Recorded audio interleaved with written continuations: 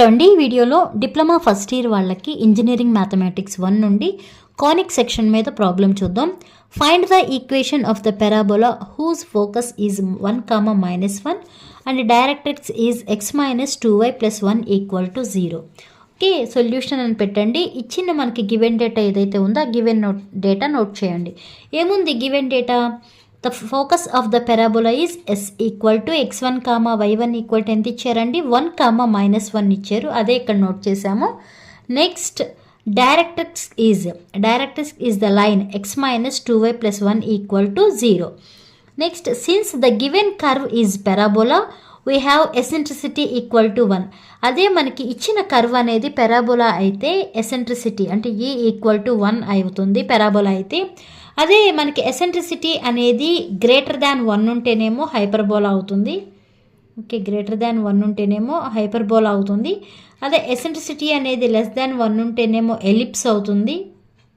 Next eccentricity అనేది √2 ఉంటే rectangular hyperbola అవుతుంది. ఇవి కండిషన్స్ గుర్తుపెట్టుకోవాలి. మనకి ఎప్పుడు కూడా ఈ ఈక్వేషన్ ఆఫ్ ద పారాబోలా ఈ ప్రాబ్లమ్ ఇవ్వరు కదా, ఇక్కడ మనకి పారాబోలా అని మెన్షన్ చేశారు కాబట్టి ఇక్కడ ఎసెంట్రిసిటీ అనేది =1 అని తీసుకున్నాం. అదే మనకి ఇక్కడ హైపర్బోలా అని ఇచ్చారనుకోండి >1 తీసుకోవాలి. అదే <1 ఇస్తేనే ఎలిప్స్ అని ఇవి కన్సిడర్ చేసుకోవాలి. అంటే ఈ 3 మీకు కండిషన్స్ తెలియాలి.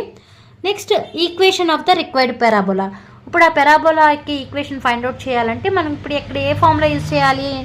a² + b² of x - x1 whole square + y - y1 whole square = e² of ax + by + c whole square. ఈ ఫార్ములా మీరు గుర్తుపెట్టుకోవాలి. ఓకే, నెక్స్ట్ ఇక్కడ చూసుకుంటే a² + b² అన్నారు కదా, మనకి మరి ఏ బి వాల్యూస్ ఎక్కడి నుంచి వస్తాయి అంటే మనకి డైరెక్ట్రిక్స్ అనేది ఏమన్నాము? x - 2y + 1 అన్నాం చూసారా. అదే equation is related to ax + by + c. అంటే దీన్ని బట్టి ఇక్కడ ఏమీ లేదు అంటే మీనింగ్ ఏంటి? 1 ఉన్నట్టే కదా. అంటే ఏ వాల్యూ ఎంత అవుతుంది? 1 అవుతుంది. బి వాల్యూనేమో -2 అవుతుంది. సి వాల్యూ 1 అవుతుంది. ఈ ప్లేస్లో ఏవైతే వాల్యూస్ ఇలా తీసుకున్నామో అవే ఈ ఫార్ములాలో యూజ్ చేస్తాము. a² + b² అంటే ఇప్పుడు a = ఎంత రాసామండి? 1 రాసాం కదా. 1² + b = -2 whole square. Next x - 1 whole square. మనకి x1 తెలుసు, అలానే y1 తెలుసు. x1 వాల్యూనేమో 1, y1 value -1, but x value తెలీదు. అలా తెలియదు కాబట్టి డైరెక్ట్గా x అని వేస్తాము.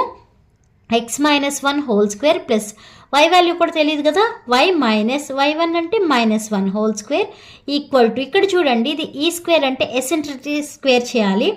ఎసెంట్రిసిటీ పారాబోలాకి ఎంత అని చెప్పాము? 1 అని చెప్పాము కాబట్టి ఈ ప్లేస్లో 1 సబ్స్టిట్యూట్ చేయాలి. 1² ఆఫ్ ax + by + c అంటే ఆల్రెడీ మనకి ఇచ్చిన డైరెక్ట్రిక్స్, అది యాజ్ ఇట్ ఈజ్ నోట్ చేస్తాము. నెక్స్ట్ ఇక్కడ మైనస్లు ప్లస్లు అవన్నీ కన్సిడర్ చేస్తే మనకి 1² ప్లస్ ఇక్కడ -2 హోల్ స్క్వేర్ అంటే ఈ వాల్యూ ఎంత అవుతుందంటే 4 అవుతుంది. 1² అంటే వాల్యూ 1, 1 + 4 వాల్యూ ఎంత అండి?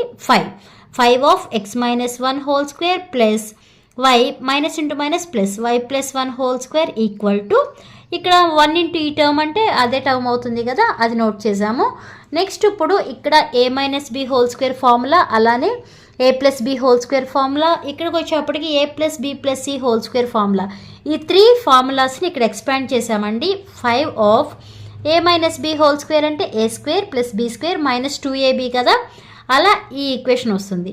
నెక్స్ట్ ఇక్కడ a + b whole square formula, a² + b² + 2ab formula ప్రకారం ఇక్కడ నుంచి ఇక్కడికి వస్తుంది = ఇక్కడ a + b + c whole square. a + b + c whole square formula వచ్చి మనకి a² + b² + c² + 2ab + 2bc + 2ca. ఆ ఫార్ములా ప్రకారం ఇక్కడ ఎక్స్పాండ్ చేస్తే మనకు వచ్చింది x² + 4y² + 1 - 4xy - 4y + 2x వచ్చింది. ఇప్పుడు మనం పారాబోలాకి ఈక్వేషన్ ఫైండ్ అవుట్ చేయాలి కాబట్టి ఇక్కడ ఈ 5తో ఈ లోపల ఉన్న టర్మ్స్ అన్నిటినీ మల్టిప్లై చేయండి. మల్టిప్లై చేసి ఇక్కడ నేను ఏదైతే నోట్ చేశానో అది వస్తుంది. నెక్స్ట్ ఇక్కడ మనకి ఈక్వల్ కట్ ఉన్నవి కదా, ఈ ఈక్వల్ కట్ ఉన్నవన్నీ ఈక్వల్ కిట్ తీసుకొస్తే ప్లస్ టర్మ్స్ ఏమో మైనస్ గాను, మైనస్ టర్మ్స్ ఏమో ప్లస్ గాను వస్తాయి. అవి ఇక్కడ రాసాము =0.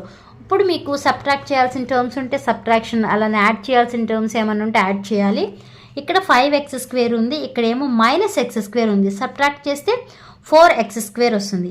అలానే ఇక్కడ +5y², ఇక్కడ మైనస్ 4y². సబ్ట్రాక్ట్ చేస్తే +y². రిమైనింగ్ టర్మ్స్ కూడా x terms, next xy terms, y terms, constants అన్నీ కూడా మనం ఇక్కడ ఎడిషన్ చేయాల్సి వస్తే ఎడిషన్ చేశాను, సబ్ట్రాక్షన్ చేశాను. జాగ్రత్తగా చూసుకొని మనకు వచ్చిన final required equation of the parabola is ఈ టర్మ్. ఓకే, ఇదే మీకు ఆన్సర్.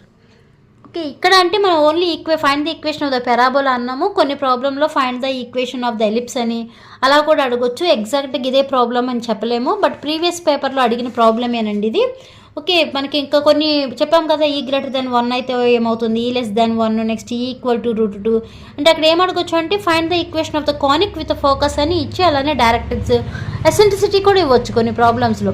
అంటే √3 కానీ నెక్స్ట్ 1/2 కానీ అలా ఎసెంట్రిసిటీ ఇచ్చినప్పుడు అది కన్సిడర్ చేయాలి. అది కన్సిడర్ చేసి ప్రాబ్లం అనేది సాల్వ్ చేయాలి. అర్థమైంది అనుకుంటున్నాను. అర్థమైతే లైక్ చేయండి, షేర్ చేయండి, అలానే సబ్స్క్రైబ్ చేయండి. Thanks for watching.